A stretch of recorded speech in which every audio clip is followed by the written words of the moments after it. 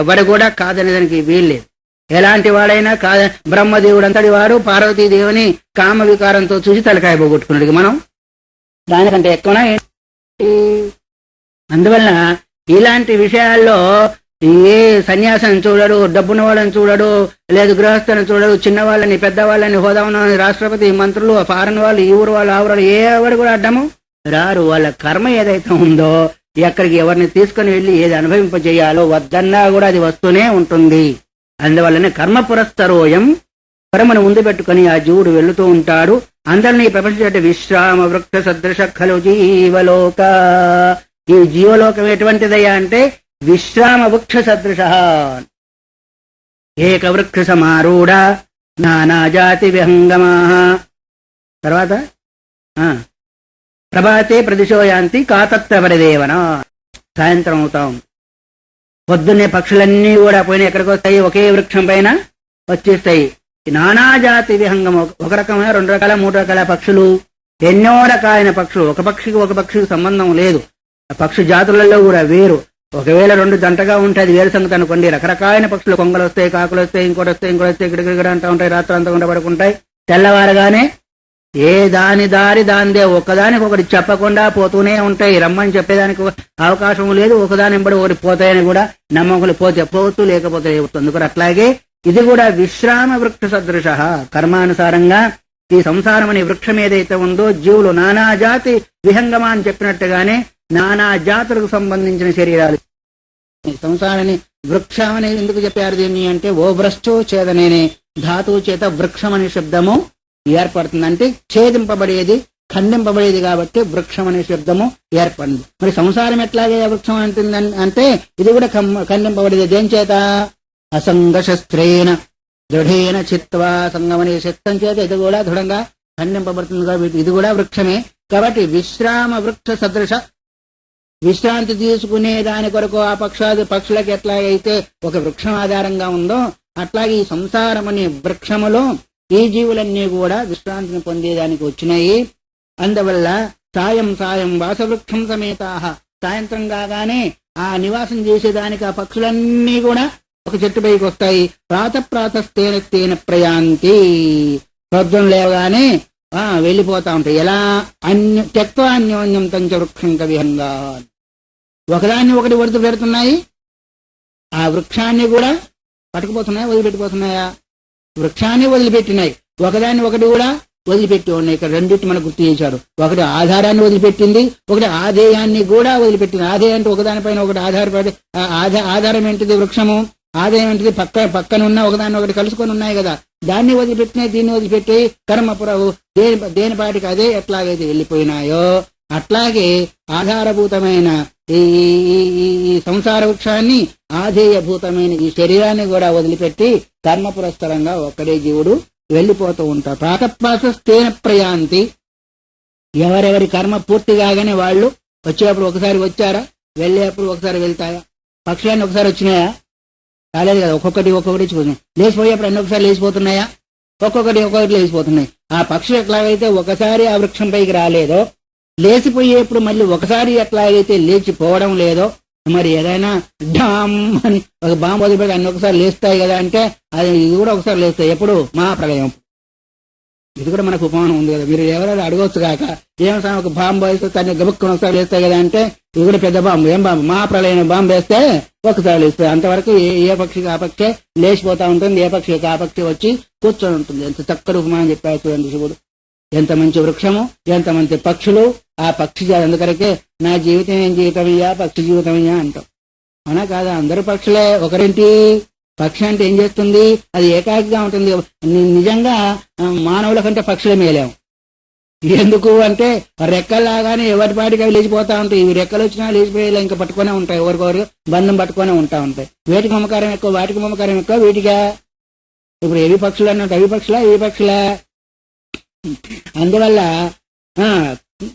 త్యక్త అన్యోనంత వృక్షం విహంగా. ఒకదాన్ని ఒకటి వదిలిపెట్టినాయి, ఆ చెట్టును కూడా వదిలిపెట్టి ఎట్లాగైతే పక్షులు పోతున్నాయో అట్లాగే ఈ సంసారం లేదా సామాన్య సంసారము, విశేష సంసారము. విశేష సంసారము బ్రహ్మాండ రూపమైన వృక్షము, సామాన్య సంసారమేమో తాను అనుకునే సంసారాన్ని ఈ రెండింటిని కూడా వదిలిపెట్టి కర్మపురస్తుడై జీవుడు వెళ్ళిపోతున్నాడు. తద్వత్ జ్ఞాతయో అజ్ఞాతయశ్చ. జ్ఞాతులు అంటే తెలిసిన వాళ్ళు, అజ్ఞాతులు అంటే తెలియని వాళ్ళు, తెలిసిన వాళ్ళని తెలియని వాళ్ళను అందరిని కూడా వదిలిపెట్టి పోతున్నాడు. ఆఖరికి చిట్టు చివరిలో చెప్తున్నాను ఆయన, మృతి బీజం భవే జన్మ, జన్మ బీజం భవే మృతి, ఘటయంత్రవదశ్రాంతో బంభ్రమీత్యనిశం నరః. జాతస్థ హి ధ్రువో మృత్యు ధ్రువం జన్మ మృతస్థ అనే దానికి రూపాంతరం. మృతి బీజం భవే జన్మ, చచ్చేదానికి కారణం ఏంటిది? ముందు జన్మ. పుట్టేదానికి కారణం ఏంటిది? వెనక చావు. దీన్నే ఇంకొక దగ్గరికి పోయిన తర్వాత ఏం చెప్పారు అంటే, పురుగు ఉంటుంది కదా, చూసి ఉంటారా, ఈ పొలాల మీద ఉంటుంది. జలగలు కూడా ఉంటాయి. జలగలు అంటే తెలుసా, రక్తం పీలుస్తూ ఉంటాయి నీళ్లలో ఉండి. ఆ జలగ పీల్చినట్టు పీకుతా పోతావా లేదా అంటారు కొంతమంది మాట వరుసలలో. అట్లాగే పచ్చ పురుగులు కూడా ఉంటాయి. దానికి ముందు కాలు ఉంటాయి, వెనక కాలు ఉంటాయి, మధ్యలో ఖాళీ ఉంటుంది, ఇలా పోతా ఉంటుంది. చూసే ఉంటారు కదా. అంటే అర్థం ఏంటిది? ఇటు చూసి ఇక్కడ పెట్టి వెనక కాళ్ళు లేపుతుందా లేదా, మళ్ళీ ఇది ఇక్కడ పెట్టేసిస్తుంది, మళ్ళీ ఇటు చూస్తుంది, మళ్ళీ పెడుతుంది. అట్లాగే ముందు జన్మకు ఇది కారణం ఏంటిది? నీ ఇక్కడ చస్తే గానీ అక్కడ పుడతావు. అక్కడ పుట్టేదానికి కారణం ఏంటి? చావైందా లేదా? అందరు పోయేవాళ్ళమా ఉండేవాళ్ళమా? ఏమో మేము కూడా పోతామేమో అని భయం వేస్తాము. ముందు పుట్టేదానికి ఇక్కడ చస్తే కదా, ముందు కాళ్ళు పెట్టేదాన్ని, ముందు కాళ్ళు పెట్టిన తర్వాత కదా ఇక్కడ లేపుతున్నది. మళ్ళీ ఇది లేదు, ఇది లేపుతుందా? ఇది మొదలు లేపుతుందా? ఇక్కడ కాళ్ళు పెట్టాడా? కాళ్ళు పెట్టిన తర్వాత గాని ఇక్కడ లేపుతున్నాడు. మళ్ళీ ఇక్కడ ఇది లేవాలంటే ఇది ఇక్కడ రావాలి కదా, మళ్ళీ ఇక్కడ లేస్తుంది. మళ్ళీ ఇక్కడ చూసుకొని మళ్ళీ ఇక్కడ పెట్టేస్తాడు. ఇక్కడ పెట్టాలంటే ఇక్కడ లేవాలి కదా, మరి ఇక్కడ లేచింది. మళ్ళీ ఇది ఇక్కడ కూర్చోవాలంటే ఇది లేవాలా వద్దా? ఒకటి కూర్చుంటే ఒకటి లేస్తా ఉంది. అట్లాగే ఇక్కడ కూర్చునేటప్పుడు అక్కడక్కడ చూసి స్థానం ఏర్పాటు చేసుకొని గాని ఇక్కడ ఈ కాళ్ళను పెట్టేస్తుంది, మళ్ళీ ఇది లేపేసి. ఇది లేచేది చావు, పెట్టేది జన్మ జీవుడికి. అందుకని ఈ శరీరాన్ని వదిలిపెడితే గాని ఉత్తర శరీరాన్ని పట్టుకుంటాడా? ఉత్తర శరీరాన్ని పట్టుకుంటే ఈ శరీరాన్ని వదిలిపెడతాడా? ముందు తయారవుతుంది. తల్లి గర్భంలో తయారైన తర్వాత కదా జీవుడు ప్రవేశించాడు. వింటున్నారా? విన్నట్టుగానే వింటున్నారా? తల్లి గర్భంలో శరీరం తయారైన తర్వాత గాని జీవుడు ప్రవేశించాడు. అంటే అక్కడ మన శరీరం తయారైన తర్వాత ఈ శరీరం పోతుంది. అంటే ఇక తల్లి గర్భం అనుకోగానే ఇక్కడ మనకు వచ్చింది ఏంటది? యాతనాదేహం.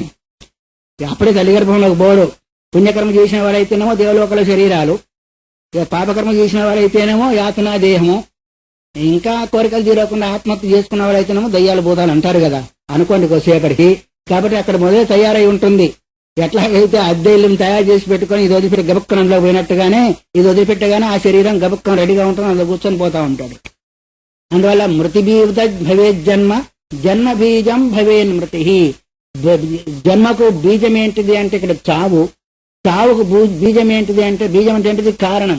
అందువల్ల ఈ చావుకు కారణం అక్కడ జన్మ, జన్మకు కారణం ఇక్కడ చావు. అందుకకి జాతస్థి ధ్రువ మృత్యు మృతస్థి.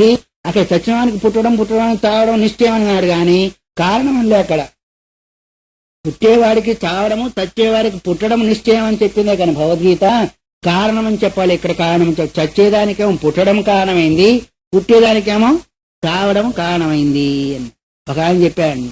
ఇట్లా ఉపన్యాసం చెప్తూ మీరు ఏంటిది చావకుండా ఉండే మంత్రం చెప్తాను రేపు రండి అన్నారంట. నిజంగానే కదా, మనం అంతా కూడబెట్టింది ఎవరికైనా ఎవరికి ఇచ్చేదానికి చావకుండా మనమే ఉంటామో ఆ మంత్రం ఏదో నేర్చుకుందాం అన్నారు. అంటే వచ్చిన తర్వాత అందరూ వచ్చారు. మీరు ఎందుకు వచ్చారయ్యా అని అడిగాయంట సభలో. ఏంటి మీరు కదా నిన్న మంత్రం చెప్తాను అన్నారు అంటే ఏ మంత్రం అన్నారు? చావకుండా ఉండే మంత్రం చెప్తారంటే అయితే మీరు పుట్టకుండా ఉండండి అన్నారంట. అంతే కదా, పుట్టకుండా ఉంటే చావకుండా ఉంటారు, అంతే కదా. పుట్టారంటే చేస్తారు, అదే మంత్రం. అందువల్ల జన్మకు బీజము మృతి అయింది, మృతికి బీజము జన్మం. ఘటయంత్రవదశ్రాంతో బంభ్రమీత్యనిశం నరః. ఘటయంత్రం అంటే అర్థమేమి? ఆ కుండలు చేసేవాడి దగ్గర చక్రం ఉంటుంది, చూసే ఉంటారు కదా, ఎర్రమని తిరుగుతూ ఉంటుంది. బ్రహ్మీతి అనిశం అంటే ఒకసారి, 2 సార్లు, 3 సార్లు, ఎన్నిసార్లు తిరిగింది అక్కడ? ఎన్నిసార్లు లెక్క పెట్టలేనన్ని సార్లు ఆ కుండ చక్రం ఎట్లయితే తిరుగుతుందో అట్లాగే భ్రమీతి అతిశయ భ్రమతీతి బ్రహ్మమితి అనిశం అంటే లెక్కలేనన్ని సార్లు ఆవాగమనాలు జరుగుతున్నాయి. పోవడం రావడం, పోవడం రావడం, పోవడం రావడం, ఎన్ని కోట్ల జన్మలు ఇప్పటికీ జరిగిపోయిన జీవుడికి. అందుకొరకే ఘటయంత్రవత్ కుమ్మరవాణి ఇంటి ముందు ఎట్లాగైతే ఆ చక్రం గర్రన తిరుగుతూ ఉంటుందో అట్లాగే కాలచక్రం లోపల వీడు కూడా అలాగే తిరుగుతూ ఉంటుంది.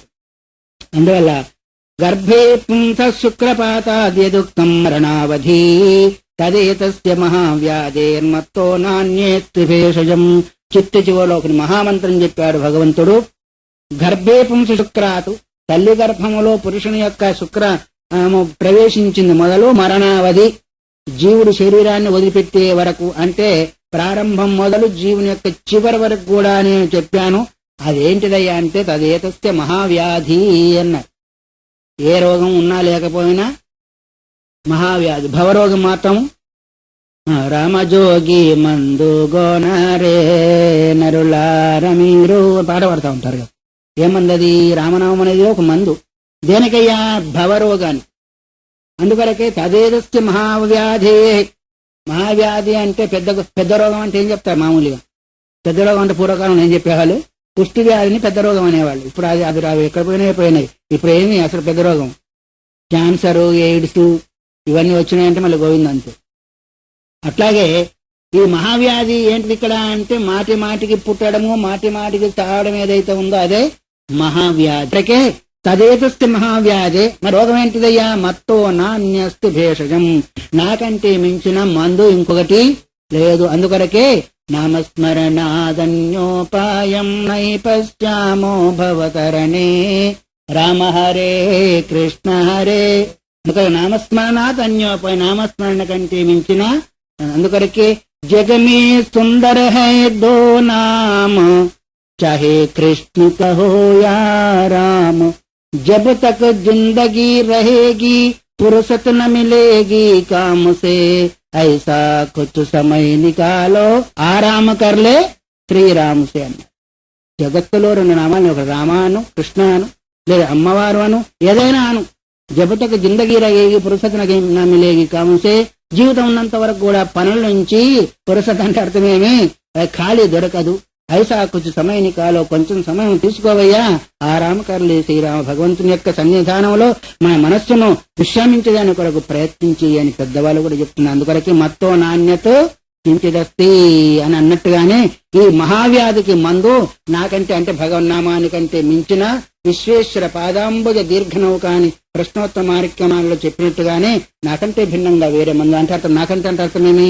భగవన్నామానికి మించిన మందు ప్రారంభం చేసి వదిలేస్తాను. శ్రీ పరమ అధనవమోధ్యాయః దేహస్వరూపవర్ణనయోగః.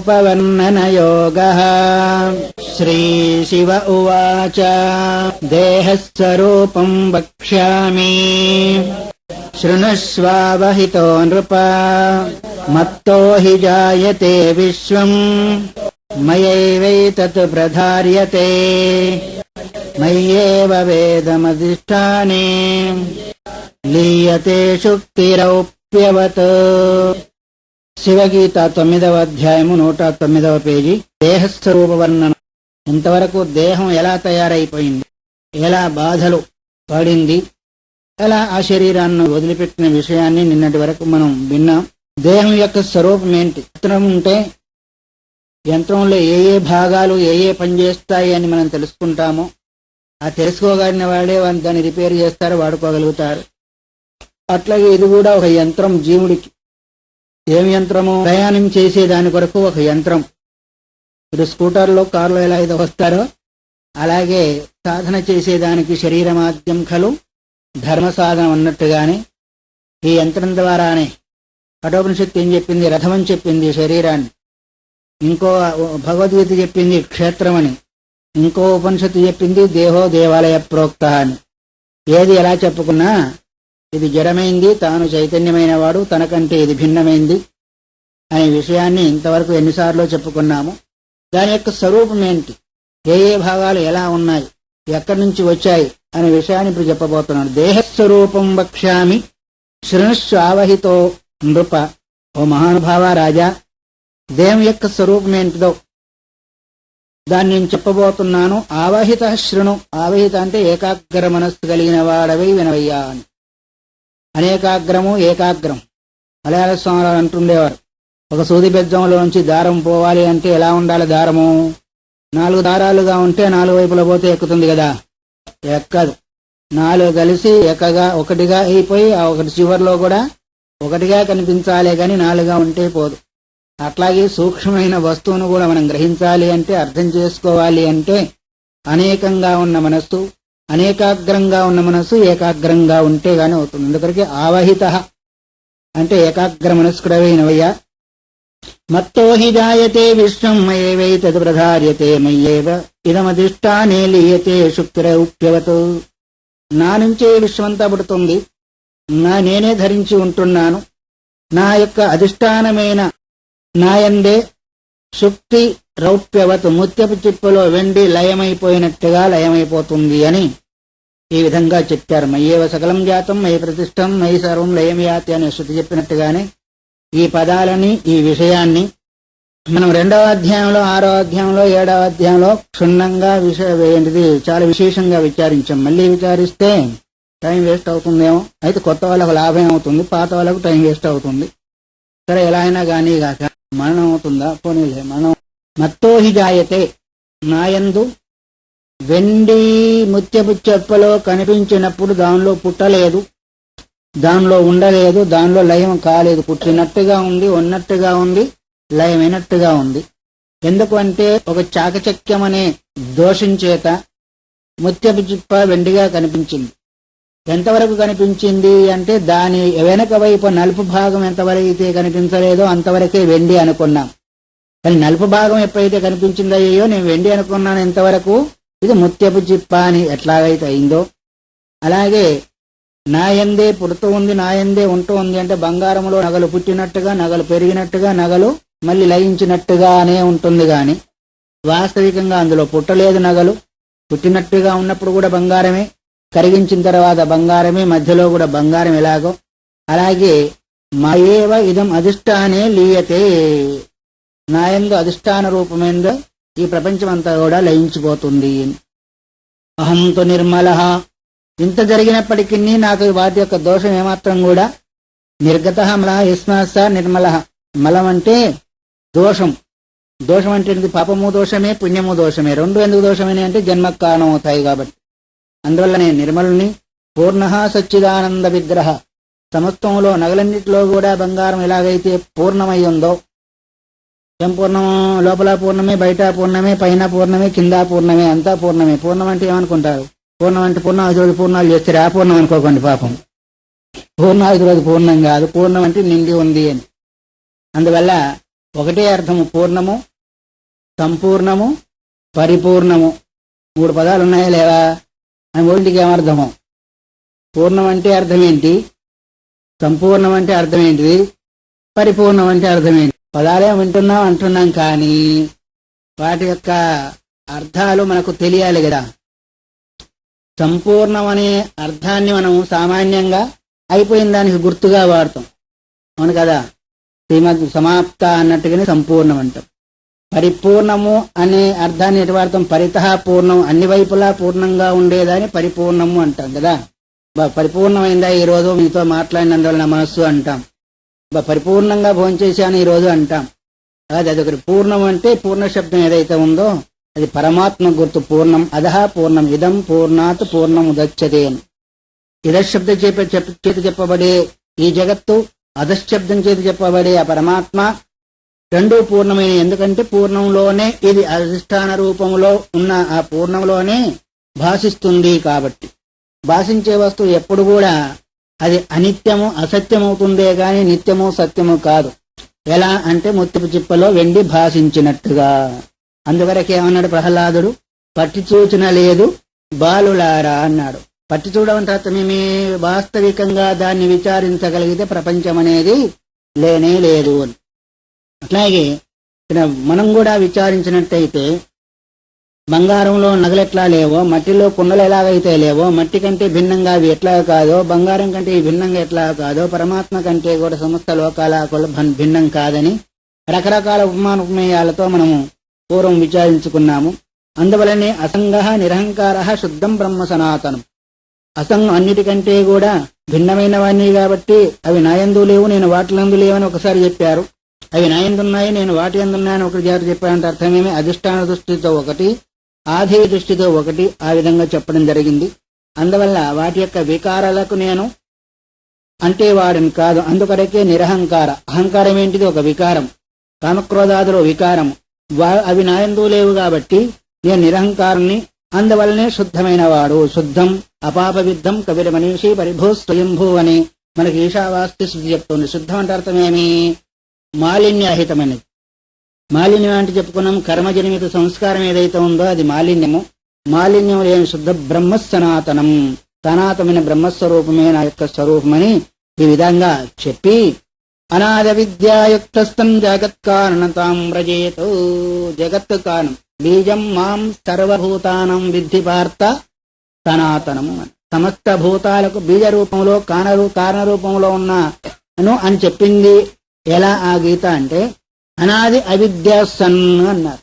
అనాది అవిద్యతో కూడుకుని జగత్కారణమే తప్ప అవిద్య అనేది లక్ష్యంలో లేకపోతే నేను జగత్తుకు కారణము కాదు. అందుకొరకే మాయాబింబో వశీకృత్య సర్వజ్ఞ ఈశ్వర అని పంచదశలో మాయందు ప్రతిబింబించి మాయను వశం చేసుకుని సర్వజ్ఞత్వం చేత నేను ఈశ్వరుని అనిపించుకున్నాను అని ఆయన అక్కడ చెప్పాడు. అట్లాగే అవిద్య యందు ప్రతిబింబించి అవిద్యకు లోబడేసి అసర్వజ్ఞుడు ఉండేవాడు జీవుడు, సర్వజ్ఞుడై ఉండేవాడు పరమాత్మ. అందువల్ల ఆయన జగత్ కారణం, ఆయన జగత్ అంతర్గతం ఈయన. అందువల్ల అనిర్వాచ్య మహావిద్య త్రిగుణ పరిణామిని.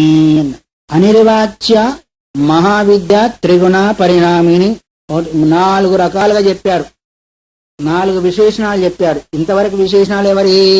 పరమాత్మ. ఎక్కడి నుంచి మొదలుపెట్టాడు ఆయన అంటే మత్తోహి జాయతే విశ్వం అని ప్రారంభం చేసి 1, 2, 3 శ్లోకాల వరకు ఏదైతే ఉందో 2.5 శ్లోకాలు పరమాత్మకు సంబంధించినవి. ఇప్పుడు మాయకు సంబంధించిన విశేషణాలు చెప్తూ ఉన్నాడు. అనిర్వాచ్య నా నిర్వక్తం నా వక్తం శక్య అనిర్వాచ్యం అని చెప్పేదానికి వీలు లేనిది ఏదైతే ఉందో దాన్ని అనిర్వాచ్యము అంటారు. ఎలా అంటే సత్వేన అసత్వేన సదసత్వేన ఎన్న విచారం సహతే తద్ అనిర్వాచ్యం. అది సత్తువు కాదు, అసత్తు కాదు, సదసత్తు కాదు, మరి ఇంకేంటిది అంటే అది ఏదో అదే. దాని ఇదమిత్తం చెప్పేదానికి సత్ అంటావా ఉత్తర క్షణంలో ఉండదు, అసత్ అంటావా భాషిస్తూ ఉంటుంది. మనం 2 కలిపా అంటావా అంటే అర్ధజరతి న్యాయం అన్నారంట. అర్ధజరతి న్యాయం అంటే అవి అక్కడ ఆవుంది, సగం ముసలిది అండి సగం వయసుది అండి అంటే ఎవరన్నా ఒప్పుకుంటారా? అయితే ముసలిదైనా కావాలా లేకపోతే వయసుదైనా కావాలా? అందుకొరకి ఒక ఆయన అన్నంట, మా అమ్మ గొడ్రాలండి ఏం చేయాలన్నాడంట ఒకడు. మా అమ్మ గొడ్రాలండి ఏం చేయాలంటే, గొడ్రాలు నువ్వెక్కడి నుంచి వచ్చావు? నువ్వు ఉంటే గొడ్రాలు కాదు, గొడ్రాలైతే వచ్చేదానికి లేదు, అది ఎట్లాగే కాదు. అయితే అర్ధజరతి న్యాయం అంటే అయితే ముసలిదైనా కావాలా లేకపోతే వయసుదైనా కావాలా? సగం ముసలిది సగం వయసుదైనానికి వేలు లేదు. ఒక ఆయన ఏం చేశాడంటే వంటవాడిని పిలిచాడంట, యజమాని మాంసాహారి. ఆ వంటవాడిని పిలిచి, అబ్బాయి ఈరోజు పండగ కాబట్టి ఆ లోపల కోడింది ఒకటి తీసుకొని వచ్చేసి సగం కోసేసి వంట చేయమన్నాడంట. మరి మిగతా సగం అంటే గుడ్లు పెట్టేదాన్ని కొంచెం అన్నాడంట వాడు.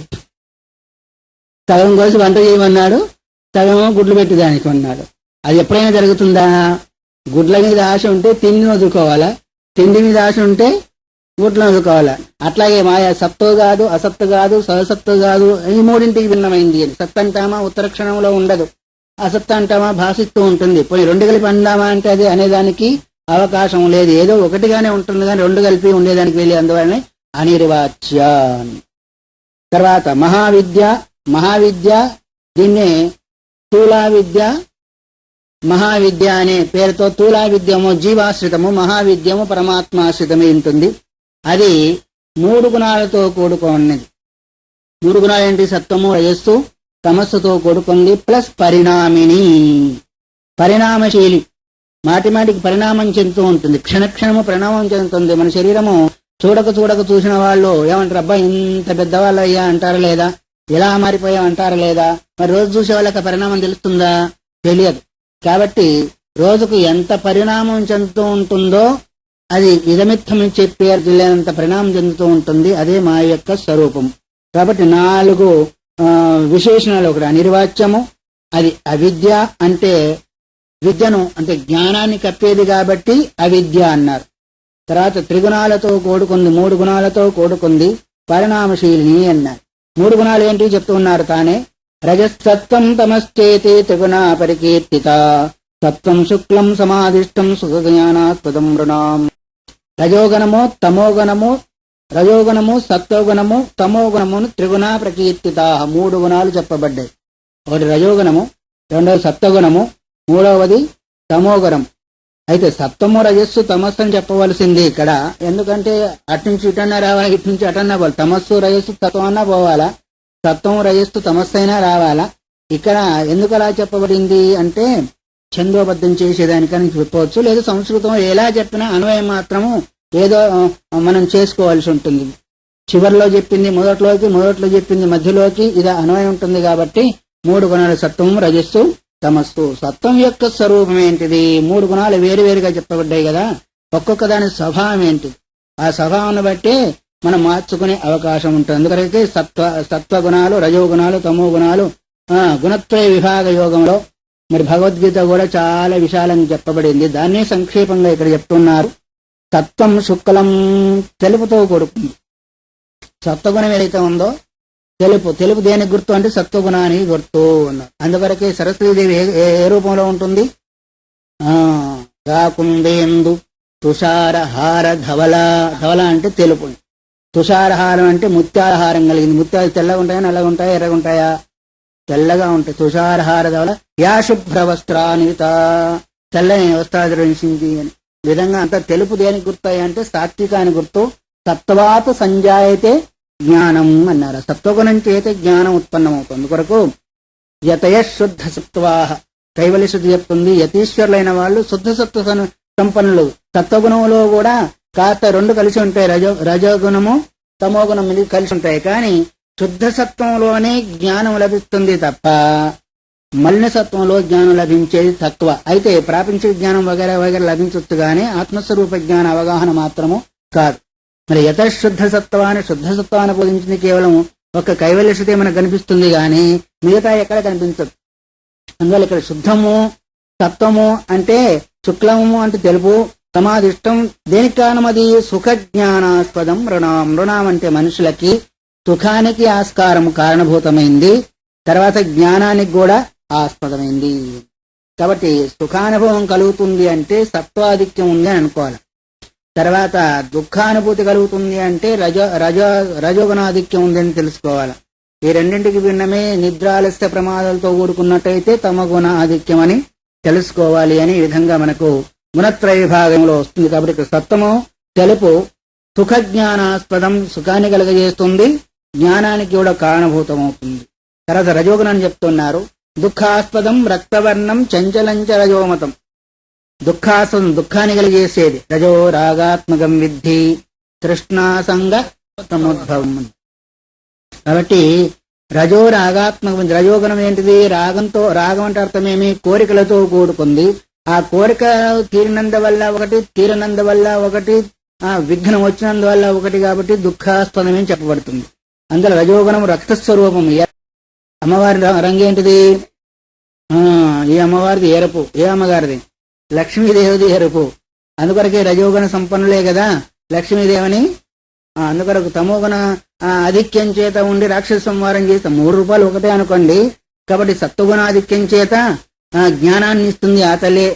సరస్వతీ శాస్త్రమయి గుహాంబ గుహ్యరూపిణి. ఎవరామె? సరస్వతి అంటే అర్థం ఏమిటి? వచ్చింది అంటే ఎప్పుడో చేసింది, ఆ సమయంలో అడ్డం వచ్చేసి